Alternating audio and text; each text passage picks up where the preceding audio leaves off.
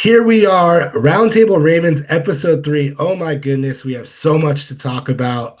Starting with the fact that the Baltimore Ravens are now playing for the AFC North with the Pittsburgh Steelers on Sunday night for Sunday Night Football. We talked about the possibility that this could happen. We said that it was going to be a stretch for the Browns to upset the Steelers and for the Ravens to beat the Green Bay Packers, but that all happened. It did. Everything worked out in the Ravens. Who would have thought when the season started 1-5 that the Ravens would have still been, I mean, me, but everyone else was naysaying, saying no way. And I knew that the Ravens were going to come back. And they came back in a really, really, really big way. We talked about this before with the New England Patriots game, but the Ravens basically just gave the ball to Derrick Henry and said, "You go to work," and that's exactly what he See what did. happens when you give the ball to David Henry. 216 rushing yards, 4 touchdowns, 6 yards per carry. What more do you need? 36 carries, which is a career high for him, as well as the 4 touchdowns is a career high for him as well in the game. I mean, they did put Keaton Mitchell in at certain times, but I think it was obviously to give Derrick Henry a break. But I mean, like 36 carries, like obviously, like he can handle that many carries because he wasn't slowing down. Like well into the He was fourth speeding quarter, up. yeah, well into the fourth quarter, he was still running the ball downfield. It was crazy, just tough downhill running the entire time. I was so impressed. I mean, even John Harbaugh was like, that was one of the best performances I've ever seen. And he caught a lot of flack for what they did in the New England Patriots game because Derrick Henry was missing for a good amount of time in the fourth quarter. And, Hmm. who knows? Maybe he would have been the thing that changed everything. I don't know. But they let him run. And he And it did paid a off. very, very, very good job. I mean, you can't ask for better. I mean, he literally carried the entire team on his back. Keaton Mitchell, 9 carries for 31 yards. Tyler Huntley did well too, 8 carries for 60 yards. And then Zay Flowers, Mark Andrews, Isaiah Likely, they're only 107 receiving yards, which is kind of crazy, but it worked out. This was a just screw it, just run the ball game. And, that's exactly what happened. Kyle Van Noy was on the Kay Adams show just yesterday talking about this, and she had brought up like, why doesn't Derrick Henry just rush the ball every single time? And he did offer some sort of kind of like coach speak about it. He was like, hey, look, they do a really good job getting him the ball. They get him the ball when they can get him the ball, and I understand that completely. But at the same time, it's like, look, man, like your best chance is to give Derrick Henry the ball. Like Keaton Mitchell can at times show some flashes of brilliance, but like you give Derrick Henry the ball, like there's a good chance he's gonna get 3 to 4 yards at least every single time, and he's proven that. And obviously the game is the Steelers are probably gonna try to stack the box and stop him from being able to do Oh, for so. sure. That'll be their But first protocol. yeah, but I mean, it'll be like this is going to be a coach versus coach battle, in my opinion. Mike Tomlin versus John Harbaugh, who's got the better plan? A, to stopping Derrick Henry, and B, like to stop Aaron Rodgers from airing the ball out. But the thing is too, like Aaron Rodgers is missing DK He had a Metcalf. night. He certainly had a night Yeah, the other and well, I night. mean that's been the biggest thing, biggest gripe about the Steelers this entire season is they don't have a really good wide receiver room, and it's Mm-mm. that's factual. When you take DK Metcalf out of the picture, like look what happened to them with the Browns, and you got Dan Orlovsky saying the same thing. He's like, I don't think they're gonna win because they don't have DK Metcalf. Like DK Metcalf is the type of dynamic receiver where you sometimes have to double team him, but you have to make sure that somebody's on him, and then it opens everybody up for big plays. But I when think it was he, a problem last Ravens game. I think he was causing most problems for us. So it's beneficial that he's not there. I think Washington gone too for the yeah, season. yeah, he's out with a broken arm, so there's some benefits there for the Ravens in injuries for the game. And we'll see what happens, but this is like if the NFL script writers are real, this is you could have just scripted it We better. said it last week. We were like, hey, it's a really great story. AFC North final week of the season, final game of the season, I think, Yep. fighting for their lives. It's And they pure entertainment. Yeah, and they flexed it to the Sunday night football. Oh, I knew that was coming the second Yeah, that the yeah, of Browns. course. I mean, it's crazy. This is off topic and not about the Ravens and or Steelers, but there's so many things that are going on now. So the San Francisco 49ers and the Seattle Seahawks are playing each other for the number one seed in the NFC. You got the Carolina Panthers and the Tampa Bay Buccaneers playing for the NFC South. And then Yeah, you but the got Bucks fate's crazy because there's like doesn't even they can't even just win. They need like the Saints to pull off a W as well, I think, to take the South. yeah, It's just a big, there's a whole lot of circumstantial football happening this week, which is crazy because usually by this week players are resting, you're there's not right. really much going Right. on. And Yeah. it's like a lot to pay attention to this weekend. Yeah, and then the Chargers are resting Justin Herbert against the Broncos, so the Broncos are probably going to win that game easily and get the number one seed. This is all not have to do with the team we're talking about, but it's just crazy like that all of this is lined up for this is like this. Oh, and by the way, back on topic, this is the first time in Ravens and Steelers history that the division will be decided in Week 18. First time ever. Wow, First time that's ever. crazy. Yeah, it's wild. And all the times that they're meeting, this is the very first time that this is going to happen. It's insane, you know. I was like, oh my God, are the Browns going to pull this off? And they kept like there was moments where I was like, oh, they're not. They're it was 13-6 for the longest time, and I'm like, all they need is a touchdown, and this is, that's it. The Ravens season's over, but it worked out. The Ravens had a great dominant game against the Green Bay Packers. It was just pure dominance from start to finish. You know, there was Yeah. there was some concern there because I'll just say it. The secondary still is kind of low, and Malik Willis, even being the backup, I'm not saying he's a terrible quarterback by any means, but he was carving the secondary up, plenty. And Yeah, yeah, it's looking messy over there on the defense for sure. I think that's the biggest concern is it's going to be, I don't know the status of Lamar's injury. I don't know what it's looking like, but it's going to be a big issue is stopping them from scoring because they can score, they know how to score against us. And I think it's going to be a same situation of we need to come out like the opening drive of this week's game was perfect. Nothing went wrong. It was literally just it took 9 minutes off the clock, just taking their time, running downfield. And I think if we can mimic that and do that again, I think we should be able to set the tone early and keep them at bay. But it's going to be a scrap, that's for sure. yeah, definitely. And yeah, it's going to be really exciting. Like I said, I mean, obviously the Ravens are going to want to rely on Derrick Henry, like we've said, and obviously it pays dividends to just give him the damn ball. But expect the Steelers to try to stop that. T.J. Watt on their side of things is tracking to play again, so that's already a good run stopper. That's already somebody that can rattle Lamar Jackson's cage if Lamar is playing. Speaking of the Hmm. injury you just brought up, reports are saying that he's returning to practice today. Now, that doesn't necessarily mean he's going to be ready to play on Sunday night, Hmm. but it is a good sign that he's coming back to practice. John Harbaugh was talking to the media about the injury, explaining exactly what happened. It's like a deep bruise type of situation, contusion. And what Hmm. happens when you have those type of deep tissue injuries is all the muscles contract around it. So that's why he couldn't come back in the game. And that's why Yeah. he missed last week is because his back was not loose. So when your back is tightened up like that, I've had back problems. Like you just can't move. It's just really painful. And so obviously he's not going to be able to throw the ball.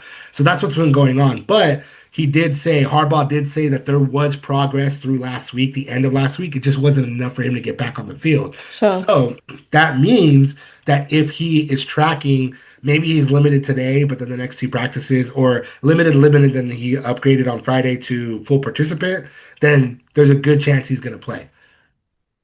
I mean, look, got the job done. So I'm feeling good either way, even if they alternate, Lamar gets some plays, Snoop gets some plays. I think we're going to need Lamar just for the sake that it's the Steelers. I think we're going to really rely on him. But I could see throughout this game, throughout the Packers game, that it's very clear that Todd's been holding him back. Todd Monken's been holding Lamar back because there were so many designed run plays for Snoop that we've just not seen this season. And so I think maybe there could be an alternating situation where, Snoop gets some, Lamar comes in. But I don't know. I don't know. We'll see. Honestly, that's a really good point, and I'm glad you brought that up because that's exactly what I was thinking too. Like if he can get out there, if there's still kind of stiffness, or rather like it's just like, hey, we got to preserve this guy because obviously the playoffs are coming if we Playoffs are right win. around the corner. We don't want to go Yeah, in without one. exactly. And kind of look at it the same way that the Saints have used to use Derek Carr and Taysom Hill, and Hmm. Taysom Hill would come in and design runs, and we know Snoop Huntley can take the ball and run it. He got over 60 yards in that last game, and that's the benefit. He can throw the ball, he can run. So bring him in and design runs, let Lamar get his rest. And I think that's a very smart way to kind of go about this, especially because then the Steelers defense is going to have to worry about Snoop, Lamar, and Derrick Henry with Keaton Mitchell. And Pat Ricard. Yeah, yeah, Stopping Pat Ricard's the real key to stopping Henry's game because we noticed in the first few weeks of the season when Pat was injured, it didn't work out for Henry. Every time he got the ball, he wasn't doing as well. He was doing fine, but he wasn't doing it as well without Pat there breaking down the walls for him. And he had some great tackles. Like he was keeping Valentine at bay all night on Sunday. Um, so, they got a lot of people to worry about when they step out on Sunday. yeah, definitely, absolutely. And Mark Andrews as well. I mean, there's just Yeah. the Ravens have a lot of weapons. The Ravens have just been kind of up and down, and it's just been a rough season. And so it's funny that you had brought up if Snoop Huntley were to take still start, everyone's kind of been talking about if Lamar is hurt, do you still keep Huntley in? And Hmm. Marcus Spears went off on that idea. He thought it was so ridiculous, and he basically because um, it was Ryan Clark and I forgot the other hosts that were talking about it, and they were saying like, why put I Lamar back saw. in? And Marcus Spears just went scorched earth on them, and he was like, I don't want to hear that. I'm He's like, well, sick of hearing it. I am sick of hearing people say like, "Oh, should we just like get ditch them all?" And I'm like, "This is just a stupid thing." Like, everything that Marcus said was perfect. Like, what were we doing on offense? He's t like, we were not an offensive team. We were winning on defense. Lamar comes in, completely changes the team culture. Like, this is a stupid argument. it is, and he won two MVPs, and he should have won last year too. They gifted it to Josh Allen. I Hmm. don't care what anybody says. Like that's my opinion on the matter. Like, sure, I mean Josh Allen won it, but like it could have gone to Lamar. It should have And it gone to should have Lamar. gone to Lamar. Yeah, because like that guy's stats, like Lamar is a game changer. He is a Yeah. game changing quarterback because of the way he can throw the ball and he can run the ball and everything. His football IQ, like everything about Lamar Jackson is incredible. And there's Yeah. two league MVPs, almost a third, should have been a third. I mean, Should have been a third. should have been a third, and him being in the game, it already changes the dynamic of the game for any opposing defense because you have to worry about his ability to throw the ball, to run, everything. Yeah. I think it is ridiculous that everybody's talking about, oh, well, Lamar is having a down year, and it's like, okay, well, like he's had multiple injuries, and He's that does allowed it down. Yeah. He's been he carrying the team on his back for ever since he stepped on the field in 2018. right, and regardless, injuries happen to every player, and sometimes Yeah. they affect a player more than they should, or rather, whatever the case may be. But he's still Lamar Jackson, and the idea that like the way that people are getting upset because the way he comes in the building or whatever the rumors are that he's But throwing. also, that was never spoken about before this year. Like people are just saying things now. It's like he's always been a team that always been that guy, and now all of us. And you see the way that he behaves. He's the most polite quarterback. He's always helping. I saw like a video compilation of like he'd knocked over like a camera woman, and he like picked her back up and gave her a hug, and was like looking after like the interviewers after. And even without all those things, like why should he be held to a higher standard than all the other quarterbacks? It seems like Lamar is always being held to a different standard than Josh Allen, Patrick Mahomes, Mhm. Justin Herbert, even this year I've seen like it's crazy the like scope that people go to just have something to say about him. I'm like, there's nothing bad to say. Just enjoy watching him. He's a great Yeah. player. No, yeah, I agree with that completely. Like I said, he's had injuries. This is the first season that where, he's had those injuries that have kind of made him take a step back. But even regardless, like, four touchdown passes when he came back against the Dolphins, like he's shown that like it's still Lamar Jackson. I don't Yeah. understand And like, look where he's got us fighting for our lives in week 18. He yep, got us here when we started 1-5. So like his mentality, he is the quarterback, he sets the tone. He got us here. He is part of the massive reason why we got here. yeah, and there's been a lot of reports about his relationship with Harbaugh, and Harbaugh's like, I love Lamar, and Lamar loves me. Like I don't understand, and you're right. Like I mean, as media members, I know that we can get carried away with this, that, or whatever. But I mean, the simple fact is like if Lamar Jackson is healthy, Lamar Jackson is playing. Lamar Jackson gives the Ravens the best chance to win this game and go to the playoffs. Lamar Jackson gives them the best chance to make a deep run in the playoffs. That's just the way it is. Like, And why would Lamar not want to play? right, He right, loves the right. game. Like it's a silly argument to say, Yeah, he wants the Super Bowl. That was the first thing he promised Baltimore when he got drafted was you're getting a Super Bowl out of me. And I think he's desperate to show that that's happening. yeah, So no, you yeah, won't ever catch me saying anything about Lamar, yeah, anything bad about Lamar. yeah. And I mean, it's just like, we discussed it. I think last week, last time we discussed, the whole uh story surrounding Harbaugh potentially, not being the coach after this season too, which again I think is a ridiculous notion because it's still he's a proven winner. Like I Yeah. will say this, I wrote about it, I talked about it, and I understand that like he might be souring in the eyes of the organization, like Andy Reid did with the Eagles initially, because he took them to the playoffs multiple times, but they didn't get that Super Bowl win. And so Yeah. Harbaugh's the same thing. He had that one Super Bowl win, but that's it. And so eventually, maybe there's going to be a time where they have to make a change, and that's going to be Hmm. understood. But I don't think it's going to be right now. I don't think Harbaugh is in any kind of danger of losing his job. And he even was like, I don't have space to think about that, which I think is fair. It's like why entertain that idea? Why entertain the idea of Lamar Jackson getting traded to the Dolphins, which is for some reason popped up everywhere. And I'm like, that there's no way. Like, They said that in 2023 when his right, contract was due. It's right. like they've been saying it for years, Yeah. or 2022 or whenever it was. It was like, every time we just dip a little bit and we're not completely perfect and we're not top of the North and rolling into the playoffs with no like everyone just wants this. And I'm like, why is it always Lamar? Why is it not his defense that are letting loads of points through at each game? He can't stop that. He's not on that side of the ball. There are so many things that people aren't looking at. And as for the Harbaugh situation, like the Ravens are a team that thrive because they have a set culture. Hmm. And, they've been around for this is their 30th season. They've only had three head coaches, three, four head Hmm. coaches.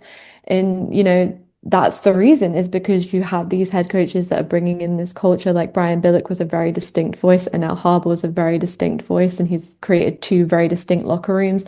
And when you get drafted into the Ravens, you're getting drafted into a culture, you're getting drafted into a family. And I think that, a lot of teams don't have that. I think the Chiefs are the same way with Andy Reid. You're getting drafted into a culture.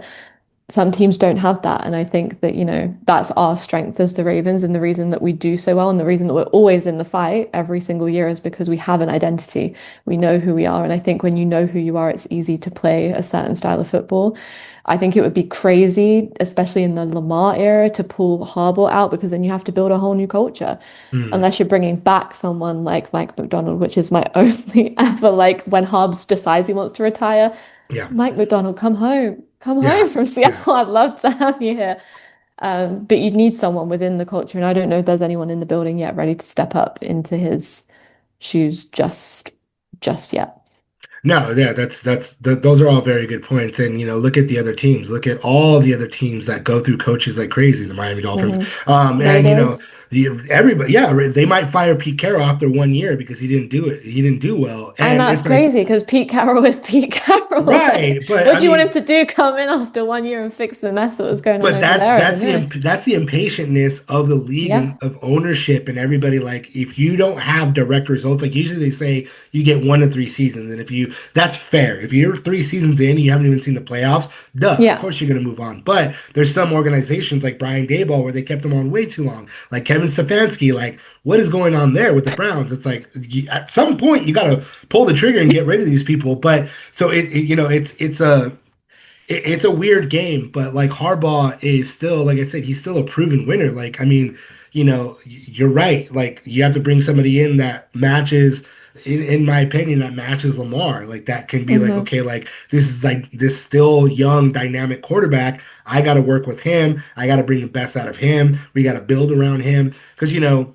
there's still a lot of pieces clearly that are not there for the Ravens. Again, I'll bring it up the secondary. Secondary's got to be fixed. Marlon Humphrey, he's got 3 interceptions in 3 games, fantastic, but like he's in a decline. Let's Mm. let's just say it. Like he's not where he used to be. Like Kyle Hamilton been kind of hurt.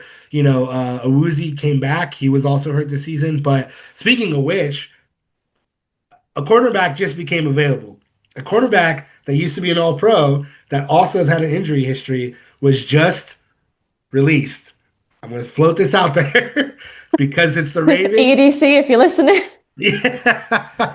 So Trayvon Diggs from the Dallas Cowboys was just released. Yeah. He's going to clear waivers and he's going to be a free agent for anybody to sign. He had already said that, I understand this is a business. That relationship was fractured. It Mm. continued to separate, and now he's going to be able to join a contender.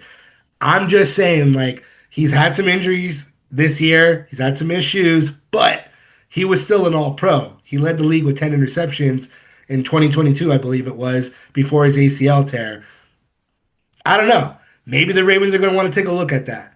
They're EDC definitely, likes a sneaky move. He did the same with Roquan, took him up, got him for a really good deal. He does bring in a stranger every now and then. So yeah, it's the secondary for me and also the pass rush. Like yeah, the great thing about what the Browns did was like Aaron Rodgers didn't want to get hit by Myles Garrett. It was that simple. Every time Myles Garrett was within an inch of him, ball was out of his hands. And if we had that threat, I think the same thing would happen on Sunday. But he's just not. I mean, there's no one to be scared of on our yeah, pass rush, no. really. Yeah, no, that's true. And again, another name I'm going to float out there because of everything that's happened. But Max Crosby could become available next season because of everything that's happened with the Raiders organization. He's had a knee injury. They shut him down early. He got really mad. He left the building. Everyone's like, okay, what can happen? I'm not saying he's going to go anywhere because he's tied to the Raiders for a lot of money, and I don't think they would Hmm. let him walk out of the building. But if the Ravens were like, hey, here's a couple of first round picks, like we want Max Crosby, like that's an instant upgrade. He's somebody that would make the entire defense better by just being around him. So, I mean, there's going to be some opportunities there for the pass rush next season. But the secondary, I don't know, maybe take a swing on Trevon Diggs, bring him in and see what can happen, for this playoff push. You obviously don't have Yeah. to keep him through the rest of the into next year because you're only going to give him 3-4 game audition or whatever the case may be. But the secondary, there needs to be some work done there because time and time again you're seeing all these quarterbacks just dice them up.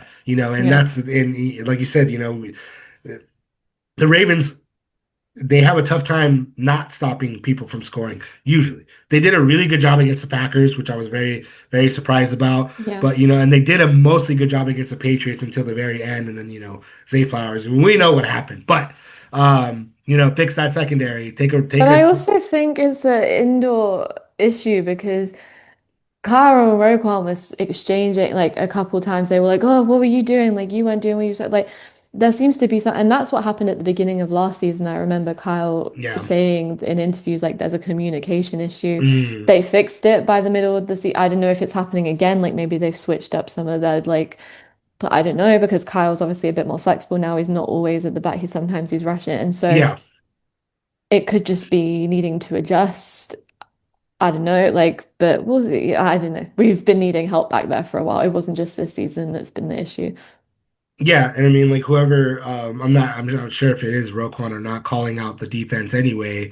But what's going on with that? Where's the communication fails happening at where everybody's not Hmm. on the same page? There's a busted coverage, and then Malik Willis just guns it downfield, and that those kinds of things can snowball, and continue to snowball, and then the game's For out of your sure. hands. But they Yeah. did a good job against the Green Bay Packers, and even Yeah.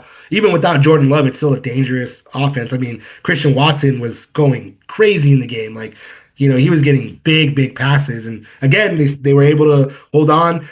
I think, and this is not like a secret or a shock, but like the Ravens are good at scoring. They just need to outscore their opponents. Like Hmm. that's what it is, Yeah. and obviously get Lamar out there because that's what's going to happen. Yeah, yeah. There's just an ongoing issue of the offense shows up or the defense shows up and they don't show up at the same time. And it's been Hmm. happening all season. It's been happening for seasons. I don't know if that's because they go into practice and one side gets focused on more than the other. I don't know what it is. Hmm. But if they can show up together, bring it together, get it done, I think, they've got all the pieces. I remember going into this season and looking at everyone that we have on the team and the roster. It's like this looks like a Super Bowl winning team, but we've had our weakest season in years now. And so I don't know. I don't know. That's their job to figure out over there. Yeah, and it sucks because it's just tied to Lamar. If Lamar is not healthy, if Lamar is not able to play, it just comes crumbling down. Because we have those holes on defense, and the defense can only do so much. And you need the offense to be operating. And Huntley has been doing fantastic in relief. But again, it's the Lamar show. If Lamar's out It there, he is. gives the team the best opportunity. But I mean, looking here at the defense, you got Travis Jones has 4 sacks on the season. Tavius Robinson has 3.5. Mike Green 3.5. Like nobody's in the double digit. Nobody's even near the double digit mark. No. And so crazy enough, Tavius has been hurt for most of the season, right? Let me see. Most of the season he was hurt, but he still has 3.5 sacks. And Mhm. so, he could have been that one, and he's been showing up. He's been showing up a Yeah. lot. And since he came back, and I'm like, dang, it sucks like you didn't get a full season out of him. But, there needs to be more pass rush next season, no Mm. matter what. That needs to be an investment, whether it's free agents or try to go on those lower end free agents. I'm not sure how much cap space to. Let me see.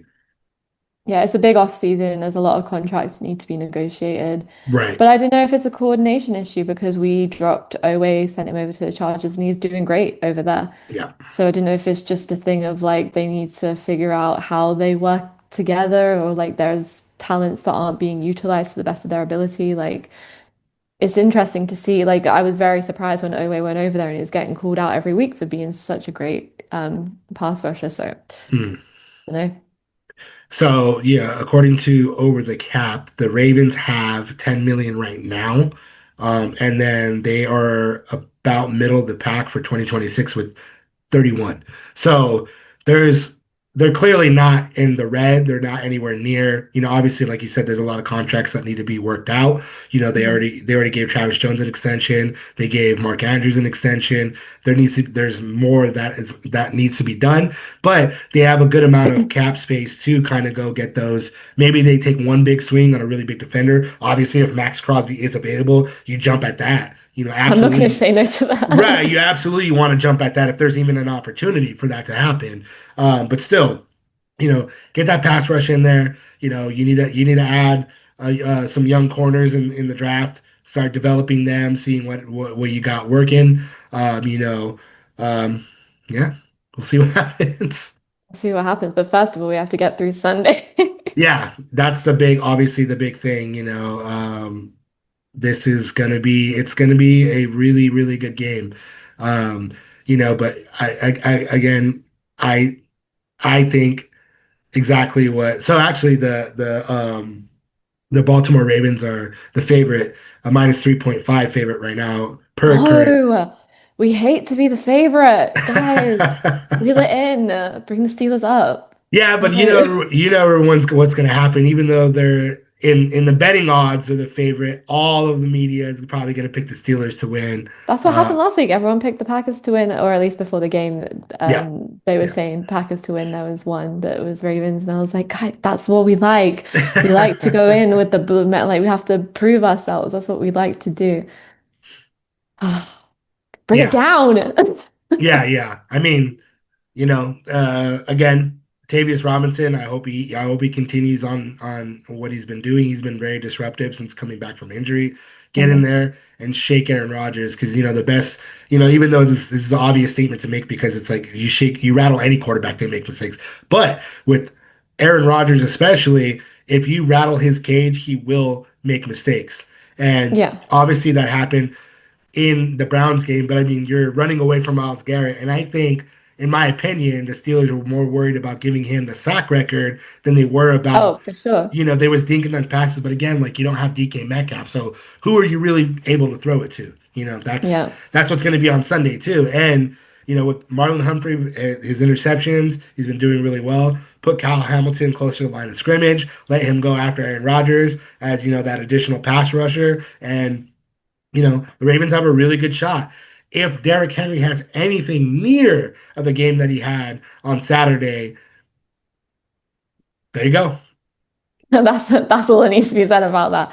The thing is with the Packers is we have an excellent record against NFC teams, especially when Lamar plays. I think he's only lost like two, three times to NFC teams in his whole career. Mm, Um, so like it's always a little bit easier with it's still a game in the NFL, so like of course, but like it's always a little bit easier. It's gonna be a fight for our lives on Sunday. I know that. The Mike Tomlin comes prepared.